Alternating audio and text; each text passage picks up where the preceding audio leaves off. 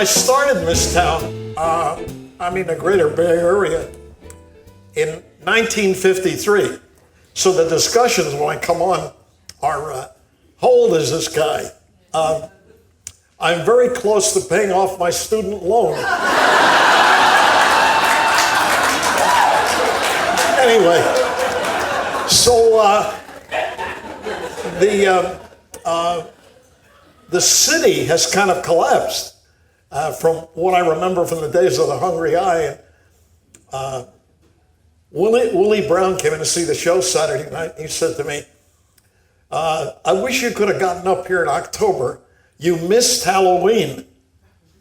So I said to him, how do you know when it's Halloween in San Francisco?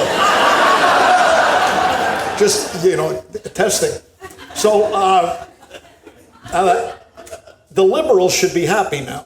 I went to the depot to have breakfast this morning, and a couple of guys parked at Lexus hybrids and came over and had coffee with me and discussed diversity.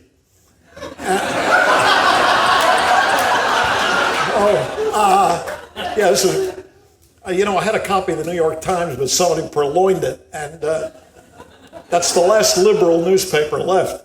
And there used to be an apocryphal story in Washington about the end of the world as reported by the New York Times. So like India and Pakistan, who are both nuclear powers, go to war. So the front of the New York Times says, World War III, nuclear conflict, world ends. Then below the fold, the sub-story says, women and minorities hurt hardest.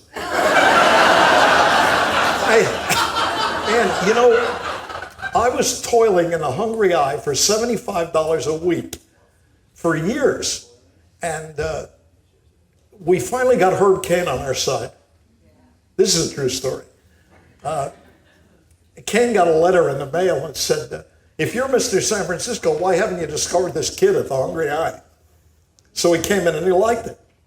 And then he started promoting me daily. And he passed away without knowing that my mother wrote that letter to the Chronicle.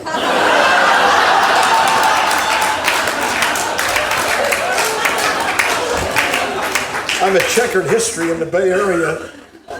The last 2 years, in addition to performing, I've been teaching at the Claremont colleges, both the Pitzer and McKenna.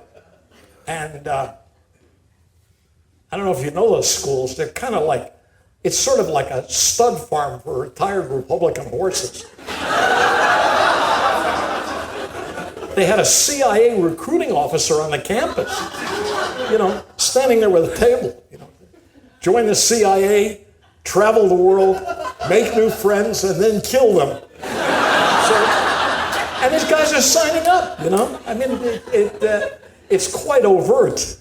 But I taught there for 4 semesters, and I taught a couple of weird courses. I taught the Garrison investigation from the movie JFK, the actual investigation, and then I taught screenwriting too. I used to write movies. I wrote a couple of dozen movies. And one of the movies I worked on was a movie called Sabrina. And I don't know. I couldn't evaluate it. I was too close to it. So I did it for the late director, Sidney Pollack. And he said to me, do you know what this story is about? Well, I wrote it. So I said, I thought I did. He said, well, no, it's not what it's about. What it's about is an ugly duckling who becomes a swan.